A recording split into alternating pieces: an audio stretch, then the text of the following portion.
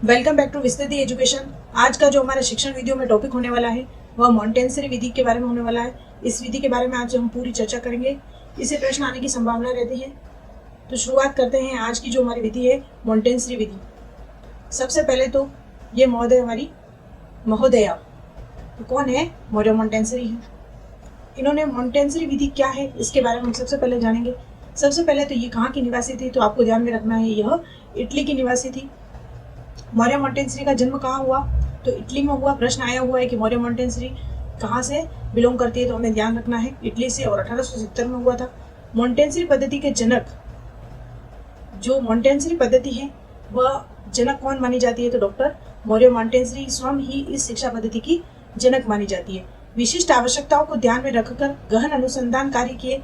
इस अनुसंधान के आधार पर उन्होंने एक मनोवैज्ञानिक शिक्षण पद्धति प्रतिपादित की, जिसे मॉन्टेसरी शिक्षा पद्धति या मॉन्टेसरी शिक्षा विधि के नाम से जाना जाता है। मॉन्टेसरी विधि और मॉन्टेसरी पद्धति एक ही चीज है, जो कि इटली में की निवासी मौर्य मॉन्टेसरी द्वारा इन्होंने एक शिक्षण विधि के बारे में और बच्चा कैसे अधिगम करता है उसके बारे में पूरा डिटेल से इन्होंने अध्ययन किया। उसके बाद इन्होंने एक शिक्षा विधि दी, जिसे मॉन्टेसरी विधि या फिर मॉन्टेसरी पद्धति के नाम से जाना जाता है। मैडम मौर्य मॉन्टेसरी को नई शिक्षा पद्धति, मनोवैज्ञानिक क्रिया प्रदान, शिशु केंद्रित शिक्षा का जन्मदाता माना जाता है। शिशु केंद्रित उनकी व्यवहारिक शिक्षा पद्धति को आज भी किंडरगार्टन मॉन्टेसरी विद्यालयों के नाम से अपनाया जाता है, जो कि आपने देखा होगा LKG, HKG। ये कहा क्या है? KG का मतलब क्या हो गया? लो किंडरगार्टन और हाई किंडरगार्टन। ये जो पद्धति है वो मौर्य मॉन्टेसरी की द्वारा दी गई पद्धति है, जिनको आज भी अपनाया जाता है।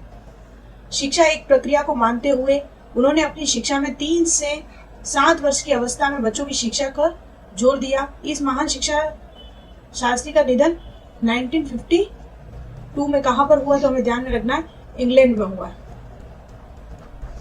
इस पूरे स्लाइड में मेन बात यह है कि मौर्य मॉन्टेसरी विधि कहाँ की थी, तो यह इटली की निवासी थी। इनका जन्म कहाँ हुआ?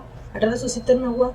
इन्होंने जो पद्धति दी थी वह कैसे दी थी? इन्होंने एक विद्यालय खोला था, वहाँ पर इन्होंने छोटे बच्चों को जो शिक्षण कार्य करवाया, और शिक्षण कार्य करवाते हुए उसके दौरान उन्होंने पूरा गहन अनुसंधान किया कि बच्चा कैसे सीखता है।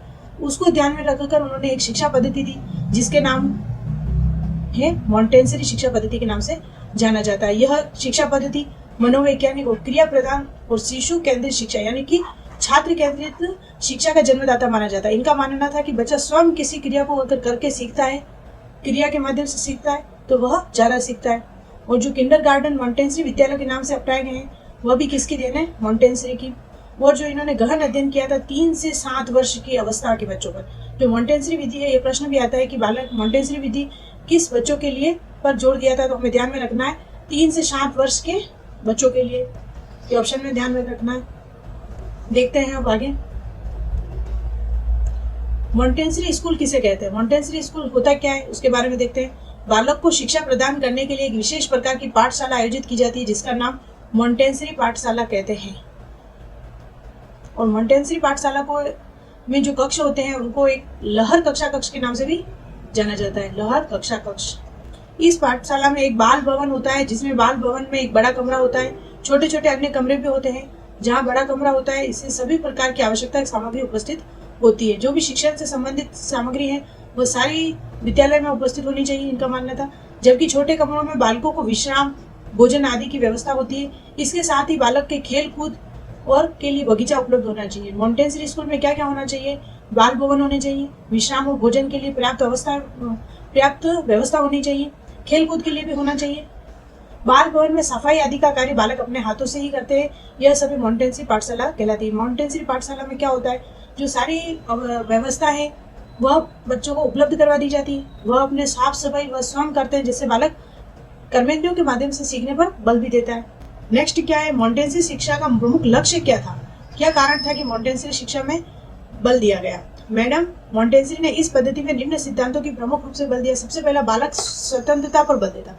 बालक की स्वतंत्रता पर बल। इसके अंतर्गत बालक को स्वतंत्रता प्रदान की जाती है तथा बालक को खेलने की पूरी स्वतंत्रता होती है। बालक पूरी तरह खेल सकता है। वो बालक पूरी तरह विश्वविद्यालय में स्वतंत्र होता है।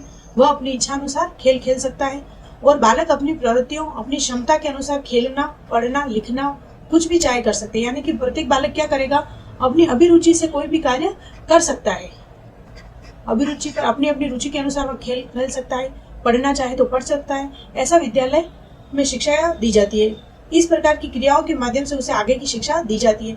खेल द्वारा शिक्षा पर बल। सबसे पहले तो बालक को स्वतंत्र छोड़ दिया, और बालक को स्वतंत्र छोड़ दिया, जो अध्यापक है वहां पर केवल मार्गदर्शक की भूमिका निभाते हैं। बालक को जब आवश्यकता पड़ती है तब अध्यापक उसकी मदद करते हैं। खेल द्वारा शिक्षा पर बल। इसके अंतर्गत बालक को खेल द्वारा शिक्षा प्रदान करने का प्रयत्न किया गया, क्योंकि कहा जाता है कि बालक की दृष्टि से खेल एक ऐसा प्रभावशाली नीति है जिसमें सभी बच्चे रुचि लेते हैं। इसमें बाल भवन की योजनाएं की जाती है, जिसमें छोटे बच्चों के भोजन, विश्राम, गोष्ठी, शारीरिक क्रिया के लिए पृथक रूप से व्यवस्था होती है। कुल मिला के जो मॉन्टेसरी शिक्षा पद्धति है, एक तो बालक को स्वतंत्रता प्रदान करती है, दूसरी खेल के माध्यम से शिक्षा पर बल देती है। और जो आयु डिसाइड की थी 3 से 7 ईयर की, ये पूरी खेल की अवस्था है। इसमें बालक खेल के द्वारा सीखता है और वह स्वतंत्र रहना पसंद करता है। मॉन्टेसरी पद्धति में शिक्षण किस प्रकार का होता है, तो मुख्य रूप से मॉन्टेसरी शिक्षा पद्धति में 3 प्रकार से शिक्षण कार्य करवाया जाता है। सबसे पहले उसे दी जाती है भाषा की शिक्षा, कर्मेंद्रियों की शिक्षा और ज्ञानेंद्रियों की शिक्षा। भाषा की शिक्षा में बात करें, मॉन्टेसरी शिक्षा प्रणाली के हिसाब से लिखना पढ़ना की अपेक्षा सरल होता है। एक बात यहाँ पे नोट करके आप लिख लें, जो भी अपने कौशल हैं वो 4 प्रकार के कौशल होते हैं, जिनका क्रम सबुपल, यानी कि सुनना, पढ़ना, सुनना, बोलना, तीसरा है पढ़ना, और जो अंतिम कौशल है चौथा, लिखना।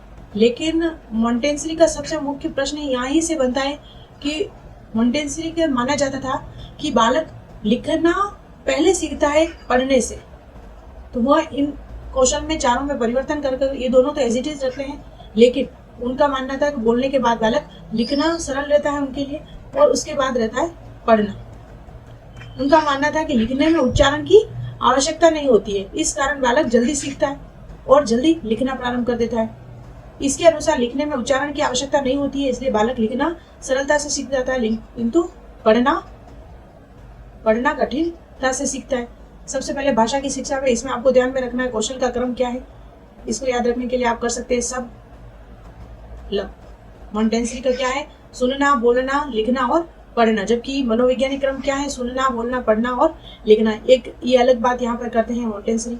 फिर बात आती है कर्मेंद्रियों की शिक्षा। कर्मेंद्रिया क्या होती है, अपने हाथ है, पैर है, ये सारी क्या है, कर्मेंद्रिया। इनके माध्यम से यदि शिक्षा दी जाती है, जैसे बाल भवन में सभी कार्यों को बालक स्वयं कार्य करके सीखने पर बल देती है। इस प्रकार उनका हाथ, मुंह धोना, कपड़े बदलना, सफाई, जो भी कार्य है हाथ पैरों के माध्यम से होने, वह सभी स्वयं करते हैं बालक, इसलिए कर्मेंद्रियों के माध्यम से उन्हें शिक्षा दी जाती है। सभी कार्यों को हाथ से करने के कारण उनका पूर्ण रूप एक शारीरिक व्यायाम हो जाता है। कहने का मतलब वो शिक्षा के साथ साथ शारीरिक व्यायाम पर भी बल दिया है यहाँ पर, और मांसपेशियां पुष्ट होती है। फिर आता है तीसरा नंबर पॉइंट, ज्ञानेंद्रिय शिक्षा। इसमें बालक को ज्ञानेंद्रिय द्वारा जितना अधिक अनुभव होगा, ज्ञानेंद्रिय मतलब अपनी जो ज्ञान करने की इंद्रियां हैं, जिनमें अनुभव के माध्यम से सीखा जाता है। जैसे मैडम मॉन्टेसरी कहा करती थी कि ज्ञानेंद्रियों की शिक्षा संबंधी क्रियाओं को यह एक उद्देश्य नहीं है कि बालक में विभिन्न वस्तुओं के रूप में गुण वर्ण का ज्ञान हो, बल्कि उसमें उनके ज्ञानेंद्रियों की परिकृष्ट करना चाहते हैं, जिसमें उसकी बुद्धि का विकास हो। कुल मिलाकर ज्ञानेंद्रियों के माध्यम से, अनुभव के माध्यम से उन्हें शिक्षा देना। इस स्लाइड में हमने देखा 3 प्रकार की शिक्षण पद्धतियां हैं।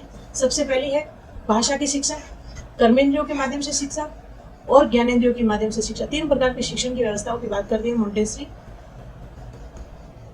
फिर आती है मॉन्टेसरी शिक्षा पद्धति के गुण कौन से हैं और दोष कौन से हैं। सबसे पहले मॉन्टेसरी शिक्षा पद्धति ऐसी शिक्षा पद्धति है जिसमें विशेषता निर्देशन में व्यक्तित्व का स्थान है। इसके अतिरिक्त इस पद्धति में व्यक्तित्व को ही ध्यान में रखा नहीं जाता है, जबकि यह कर्म इंद्रियों की शिक्षा, स्वयं शिक्षा, भाषा शिक्षण आदि की दृष्टि से भी महत्वपूर्ण है। मॉन्टेसरी पद्धति में खर्च अधिक आता है। कुल मिलाकर जो मॉन्टेसरी शिक्षा पद्धति है वह क्या है, खर्चीली है और क्या है, व्यक्तिनिष्ठ है।